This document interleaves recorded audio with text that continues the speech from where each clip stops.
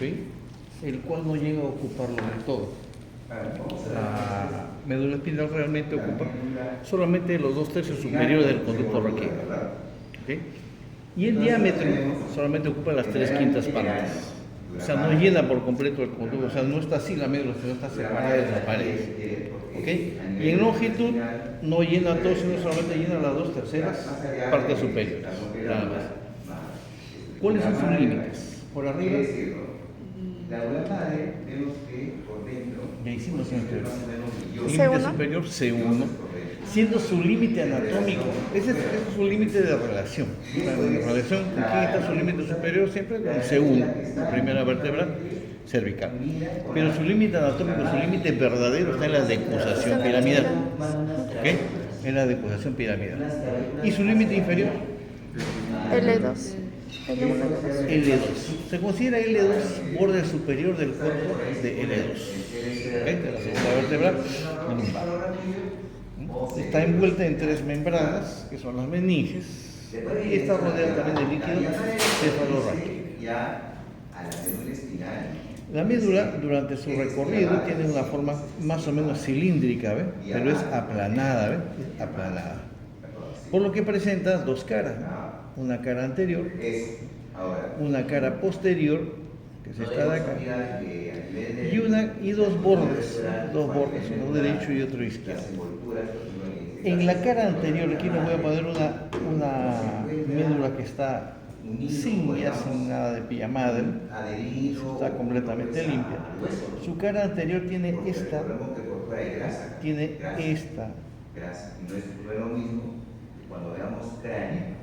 se ve así, ¿ves? Tiene este aspecto. Presenta un surco central, ¿no? Que es el surco medio anterior. ¿Ok? Presenta también otros 2 surcos, ¿no? Que son los surcos colaterales anteriores, pero que no se ven muy bien, no están muy bien marcados. Los posteriores sí están bien marcados. ¿Ok? Por este surco medio anterior pasa una arteria espinal anterior. ¿Rama de quién? De la vértebra, rama de la arteria vertebral. Además, a ambos lados del surco medio anterior, y lo pueden ver acá, pásame la pincita que está ahí. Gracias. Mírenme. Y cada cierto trecho salen estos manojos de fibras nerviosas, ¿no? Que se conocen con el nombre de las raíces raquídeas anteriores. ¿Ven? Las raíces raquídeas anteriores. Aquí en esta, por ejemplo, se nota algo. Mírenme, el surco colateral, ¿ven? El surco colateral anterior. No es muy notorio, pero aquí se nota algo. Ahí. ¿Ese sería el surco colateral anterior? ¿Qué cosa sería esto? Las raíces raquídeas anteriores, ¿no? Las raíces raquídeas anteriores. ¿Qué cosa sería esto? Correcto. Y mírenme, y entre las raíces raquídeas anteriores, mírenme, y el surco medio anterior, vamos a ver una zona de médula desnuda, que no tiene nada, y que se le conoce con el nombre de cordón anterior. Miren, está junto al surco medio y por dentro, ¿eh? Y por dentro, está por fuera del surco medio anterior y por dentro de la raíz raquídea anterior que están acá. Esta es la raíz raquídea anterior. Ahí está. Ahí está el cordón medio. Esos son los elementos que vamos a ver en la cara anterior. Entonces, ¿qué cosa vemos en la cara anterior? Número 1, surco medio anterior. Número 2, surco colateral anterior, pero lo vemos ahí con las justas, ahí se puede ver un surquito, surco colateral anterior, ¿no? A pesar de ello, las raíces que salen de ese surco están desordenadas, ¿no? Que son las raíces raquídeas anteriores. Y finalmente, entre el surco medio anterior y la raíz raquídea anterior, el cordón anterior. Listo. Eso es lo que vemos ahí. En cambio, la cara posterior nos muestra otro aspecto. Miren, ¿ven? El aspecto de la cara anterior, ¿ya?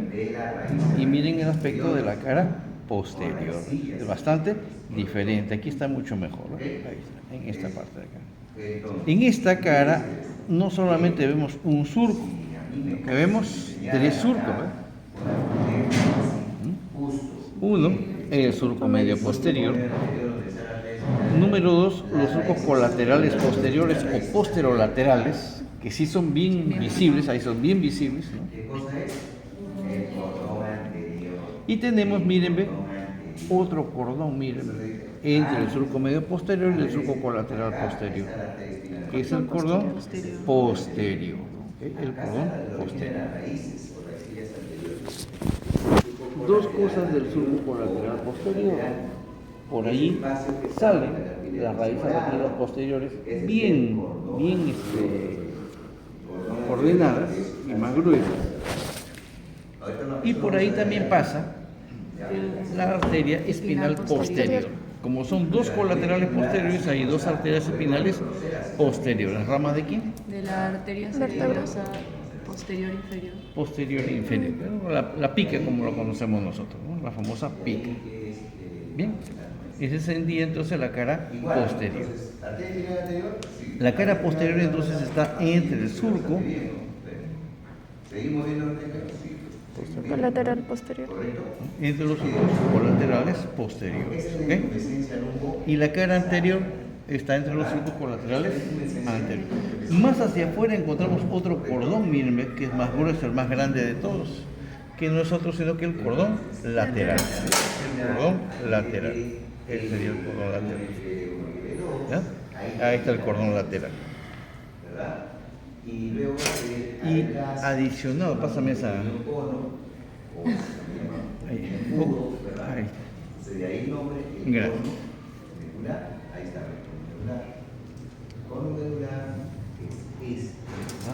Y pegado al cordón lateral y siempre en los bordes, mírenme, aquí están los bordes, voy a encontrar yo este tabique, mírenme, este tabique que se desprende de la pía madre, que es el ligamento dentado. Ahí está, ¿ves? El ligamento dentado.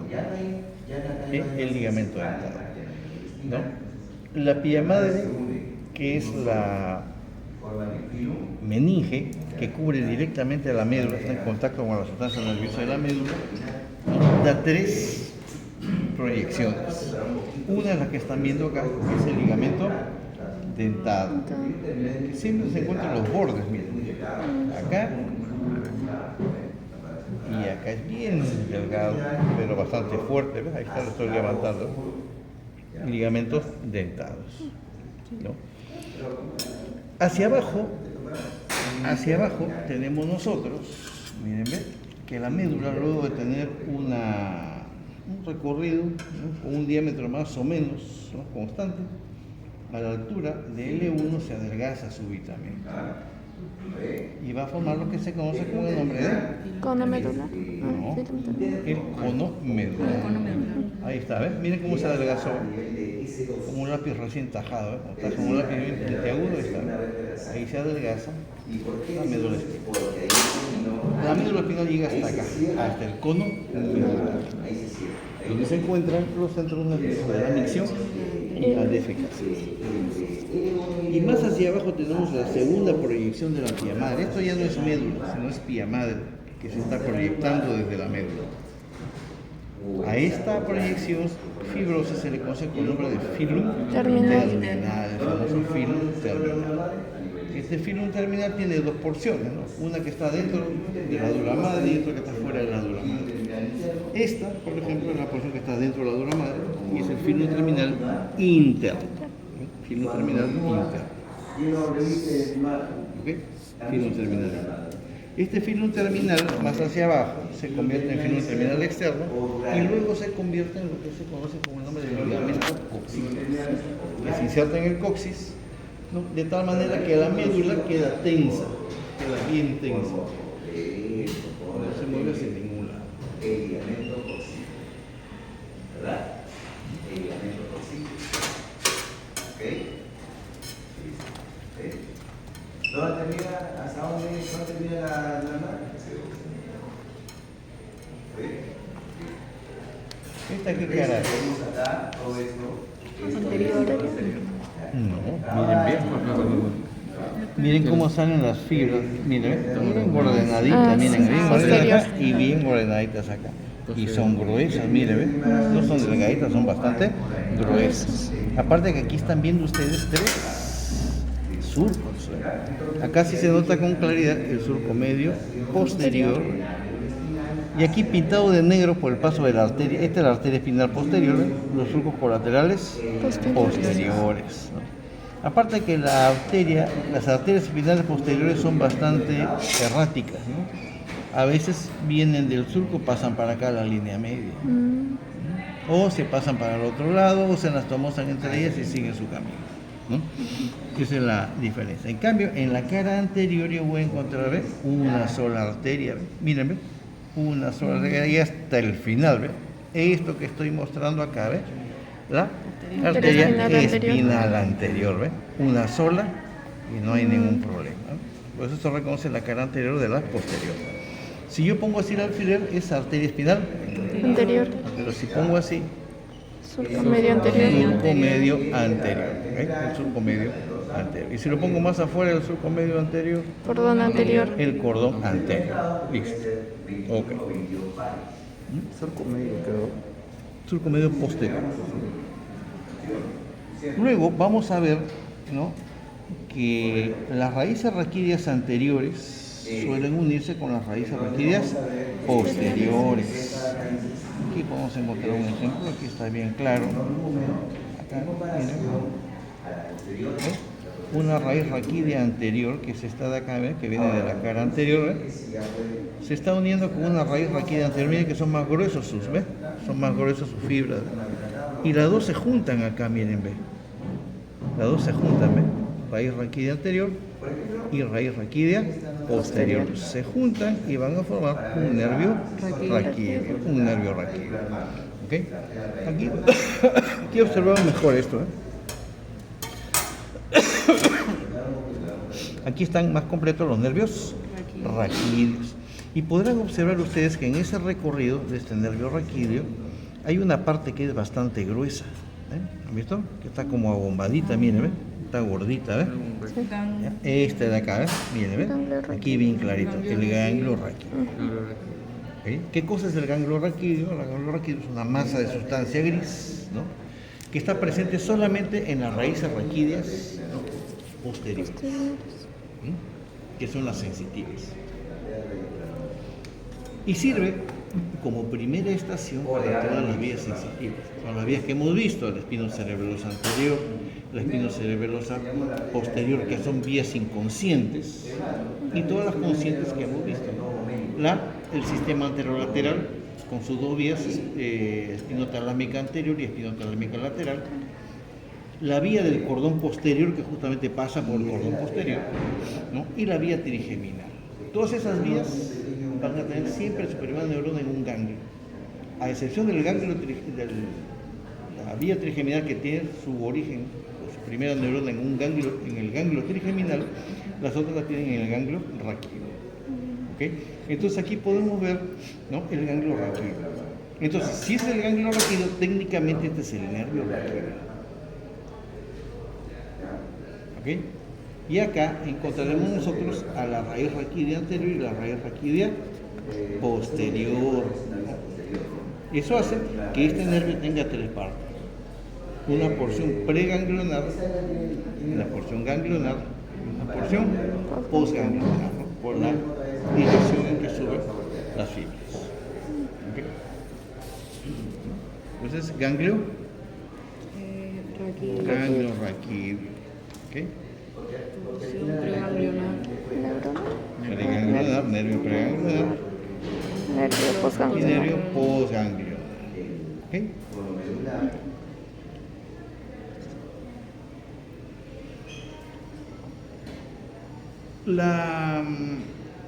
El cono medular, ¿no?, el cono medular y el filum terminal están rodeados por una maraña de fibras que semejan a una cabellera y que se conoce con el nombre de la cola de caballo. La cola de caballo. ¿Quiénes forman la cola de caballo y por qué se forma la cola de caballo? La cola de caballo la forman raíces raquídeas anteriores, miren, anteriores y posteriores, que vienen desde atrás, que están bien alargadas. Ahora, ¿por qué se alargan? ¿Por qué existe? ¿No? Esto y no está más arriba, también hay cola de caballo. Las primeras, miren, las primeras raíces raquídeas son cortas, ¿ves? Son cortas. Porque su agujero correspondiente, el agujero intervertebral correspondiente por donde salen estos nervios formados, se encuentra, ¿no?, al lado y un poquito más abajo, por eso son inclinadas así. Pero como la médula ya termina acá en L2 y más abajo hay agujeros raquídeos, entonces estas raíces tienen que alargarse un poco más para encontrar los agujeros raquídeos que están más abajo. Es así que se forma la cola de caballo. ¿Quiénes exactamente forman la cola de caballo? La cola de caballo lo forman lo que son las raíces raquídeas anteriores y posteriores, ¿no?, desde el segmento L2 hacia abajo. ¿Sí? Del segmento L2, el segmento medular lumbar 2, hasta abajo. ¿Y cómo se forma el cono medular? ¿Quiénes forman el cono medular? Los segmentos sacros de S2 a S4, o a S5, perdón, S2 a S5. Esos son los que forman el cono medular.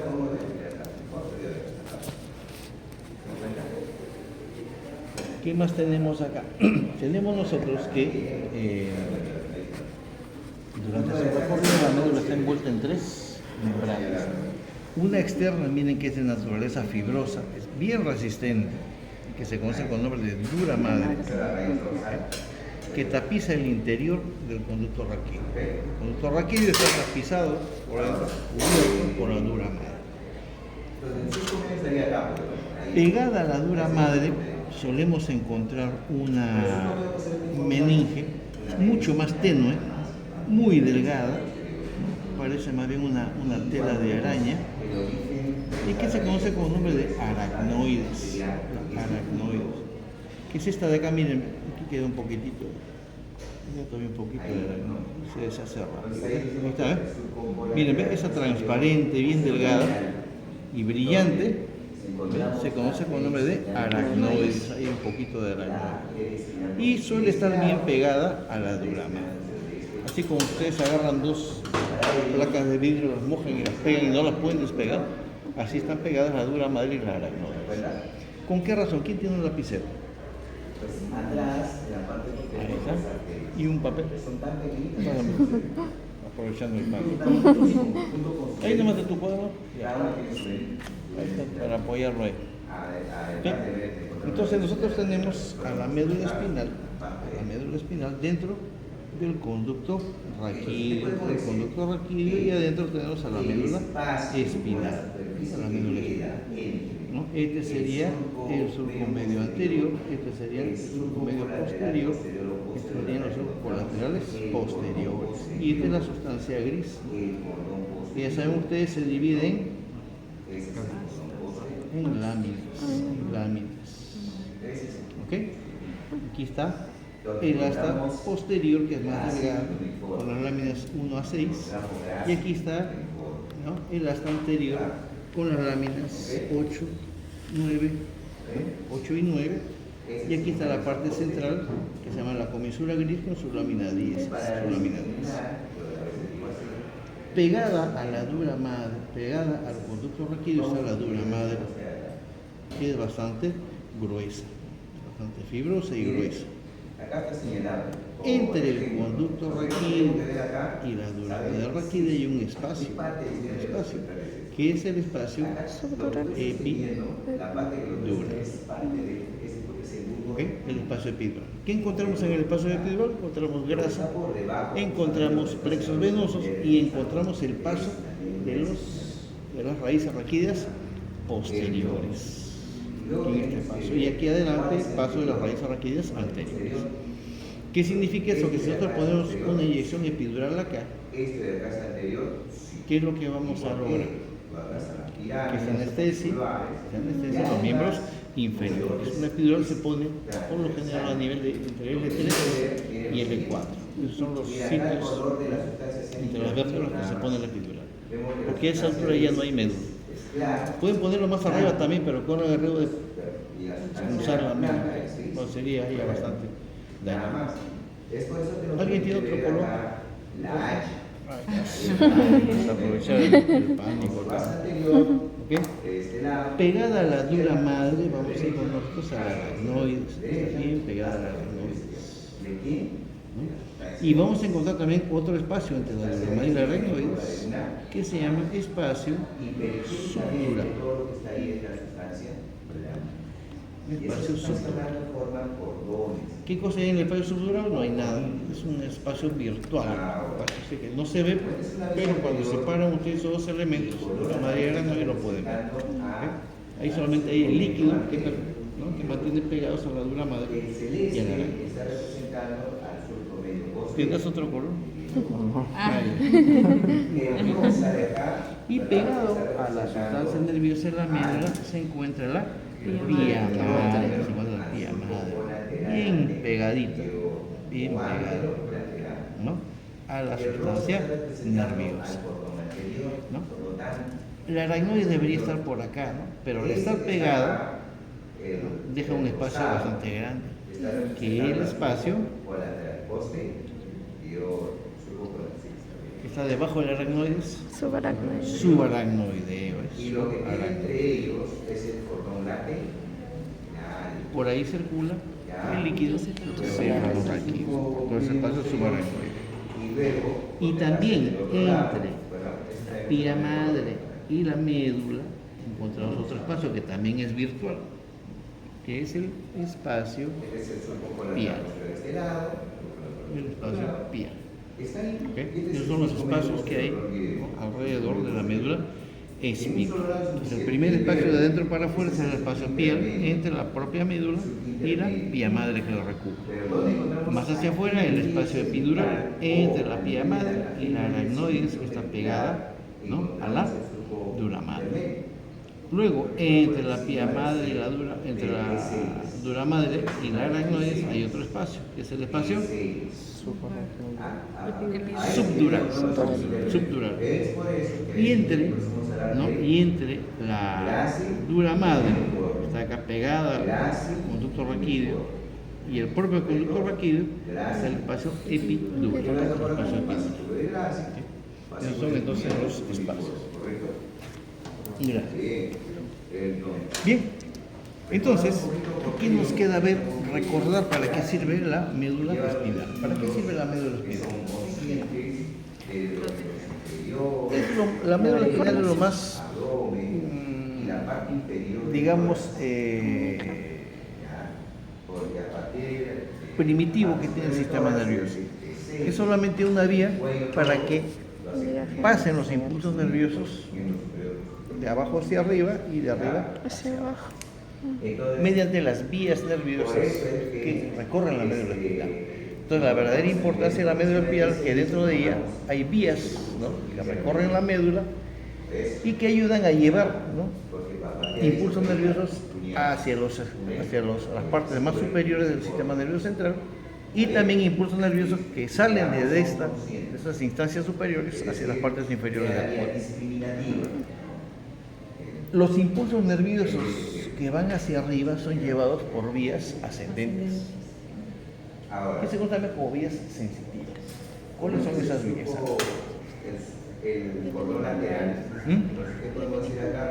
Número 1, la vía del cordón posterior al menisco mediano. ¿Qué más? Anterolateral. ¿Qué sistema vino después? El sistema Anterolateral. anterolateral, que está conformada por dos vías, ¿no? La espinotalámica anterior y la espinotalámica lateral. Y tenemos también a la vía trigeminal. Lo hemos visto, pero también una vía trigeminal que recoge exclusivamente toda la sensibilidad de la piel de la cara, nada más. ¿Ok? Esas tres vías. Y hay vías también que son ascendentes. Estas tres vías, trigeminal, ¿no? Anterolateral y el menisco medio, cordón posterior, ¿no? Son vías que se les clasifica como conscientes. Porque todo lo que llevan estas vías llega a la corteza cerebral y nosotros vamos a ser conscientes de eso, ¿no? Por ejemplo, si alguien te golpea en la mano, o te golpea con la pinza, ese dolor, ¿no? Va a ser llevado a tu corteza cerebral. O si yo te toco así con esa sensación de presión también es llevada a su corteza cerebral. Ni hablar si yo le pon tu mano acá, sientes frío, ese frío también es llevado hacia tu. Entonces, tú eres consciente de todo eso, ¿no? Pero hay otras vías que son inconscientes, es decir, que llevan sensibilidad, pero que no llega a la corteza cerebral, sino que llega a la corteza del cerebelo, ¿no? En silencio, Inconscientes. ¿no? Es una sensibilidad que viene, por ejemplo, del movimiento y posición de músculos, tendones, ligamentos y articulaciones. La vía del cordón posterior lleva una parte de eso al cerebro, para que el cerebro esté informado dónde están las partes de nuestro cuerpo en el espacio. Por eso es necesario que una parte sea consciente, pero la mayor parte es inconsciente, como cuando caminamos, por ejemplo. O vamos, por ejemplo, a agarrar lo que está en un estante, hacemos esto, ¿no? Pero no sentimos nosotros el estiramiento de los músculos, a menos que hagamos un esfuerzo muy fuerte, ¿no? O como yo que tengo, por ejemplo, usted con el manguito rotador ahorita fregado, ¿no? Yo hago este movimiento, por ejemplo, ¿no? Yo hago esto, no lo siento, no siento este movimiento, pero yo puedo ir, hasta acá puedo subir nomás el brazo por el manguito rotador. Pero si hago más de esfuerzo ya me comienza a doler, entonces ahí ya se hace consciente. Ya se estiran demasiado los músculos, están pegados entre sí, están con fibras ahí, y me va a hacer doler, y eso sí es consciente. Bien, entonces, ¿cuáles son las vías conscientes? Las que les he dicho: el sistema anterolateral, el cordón posterior, el hemisco medial y la vía trigeminal. ¿Cuáles son las inconscientes? Las que van de la médula espinal al cerebelo. Espino, cerebelo. Anterior y posterior. Las vías sensitivas tienen una cualidad, que todas empiezan en un ganglio. En el ganglio. ¿Cuál es la primera neurona, por ejemplo, de la vía espinotalámica anterior? El ganglio raquídeo. Esa es su primera, aquí está su primera neurona, el ganglio raquídeo. ¿Cuál es la primera neurona de la vía del cordón posterior del hemisco medial? El ganglio raquídeo. ¿Cuál es la primera neurona de la vía trigeminal? El ganglio trigeminal. También es un ganglio, no raquídeo, pero también es un ganglio trigeminal. ¿Y cuál es la primera neurona de las vías espinocerebelosas anterior y posterior? Un ganglio raquídeo. O sea, esa es la importancia de los ganglios raquídeos. O sea, los ganglios no están ahí por gusto, ¿no? No. Ya. Ok.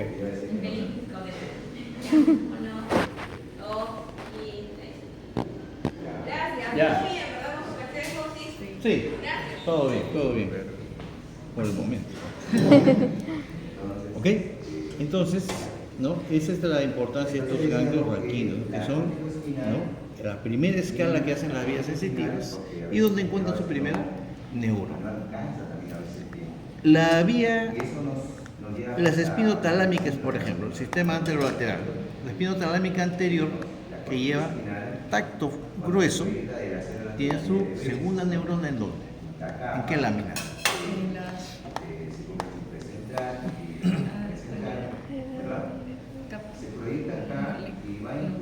¿Láminas? ¿Qué láminas? A ver, ¿quién me dice?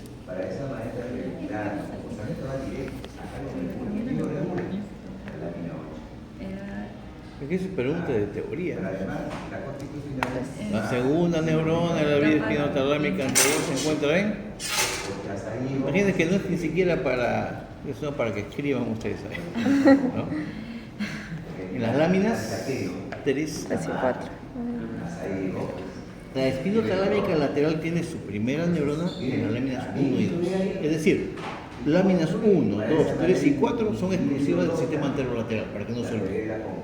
Exclusivas. 1 y 2 para espinotalámica lateral y 3 y 4 para espinotalámica anterior. La tercera neurona de esas dos vías, ¿dónde va? Ya sube más arriba y está cerca del cerebro ya. Pero antes llega al álamo. Llega al tálamo, al núcleo ventropostero lateral. Y de ahí, las dos vías que conforman ese sistema encuentran su última neurona aquí en la corteza cerebral, en el giro postcentral. O área de Brodmann 1, ¿no? O 3, 1, 2. O vía 1, 2, 3 o 3, 2, 1, como desean ustedes. Giro postcentral. La vía que pasa por el cordón posterior o vía del cordón posterior del menisco medial, ¿dónde tiene su primera neurona? Ganglio raquídeo, eso sí no se han olvidado. Ganglio raquídea. Su segunda neurona, ¿dónde la tiene? ¿En qué lámina? 3 y No, ya 3 y 4 está ocupada ya. 5. La 1 y 2 también ya está ocupada. 5 y 6. Las 5 y 6 pertenecen a las vías espinocerebelosas. Esta vía no tiene su segunda neurona en las láminas de la médula espinal, sino las tiene en el bulbo raquídeo. En Los núcleos gracilicuneiformes. Gracilicuneiforme. Su tercera neurona, ¿dónde la tiene? ¿Cómo se presenta la hipertonía? Por un signo de navaja. ¿Qué más va a ¿Dónde la tuvo la anterior que vimos? Los núcleos En el gracilicuneiformes. tálamo. Núcleo ventropóstero medial. Ahí sí. Y luego, más hacia arriba, está la cuarta neurona, que es la corteza cerebral, en el giro postcentral. ¿Ok? En el giro postcentral. Entonces, tan fácil como sencillo, puedan encontrar ustedes en el examen una pregunta así, ¿no? ¿Qué hacer? ¿Dónde se encuentra la tercera neurona de esa vía? Ya saben que ese es el cordón, Posterior. y por ahí pasa la vía del cordón posterior. ¿Dónde tiene su tercera neurona? El tálamo. En el tálamo núcleo ventropóstero lateral. ¿O dónde tiene su primera neurona esta vía? En el ganglio raquídeo. ¿O dónde tiene su segunda neurona esta vía? En la 3 y 4. Los núcleos 1 y 2. Una y dos. No, 1 y 2 no. En los núcleos gracilicuneiformes, porque esta no tiene láminas, no tiene láminas en la médula.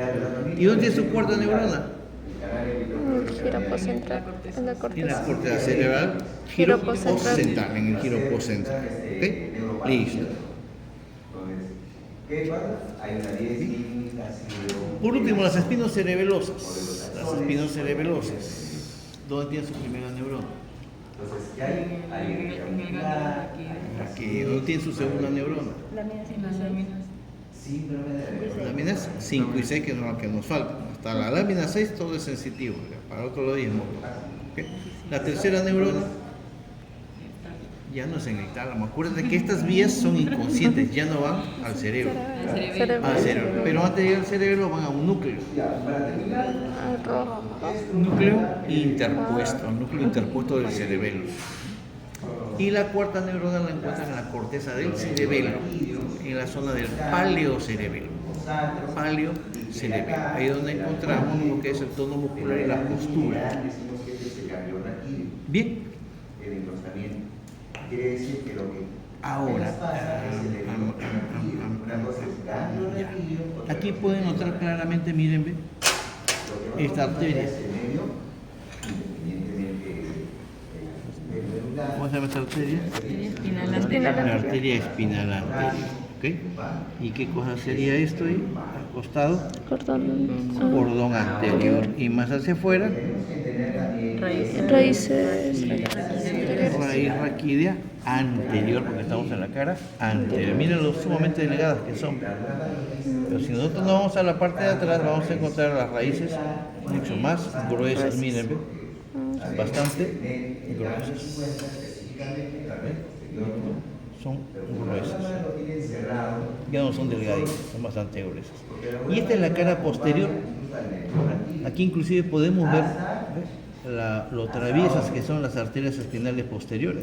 A veces van por el medio, a veces se separan, esta va al medio y la otra va por este lado. Y aquí se están anastomosando y sale uno para un lado y la otra se va para el otro lado. En cambio en la cara anterior hay una sola nada más. Por eso reconocen la cara anterior. Hay una sola arteria. Y también hay un solo surco, que es el surco, ¿no?, medio anterior. Y ya saben que los surcos los colaterales anteriores muy poco se notan, ¿no? Que son estos de acá, miren. ¿Ven? Ese negrito es seguro. Y esto será el cordón anterior. El cordón anterior. Bien, ¿alguna pregunta hasta acá? Comienzan a repasar.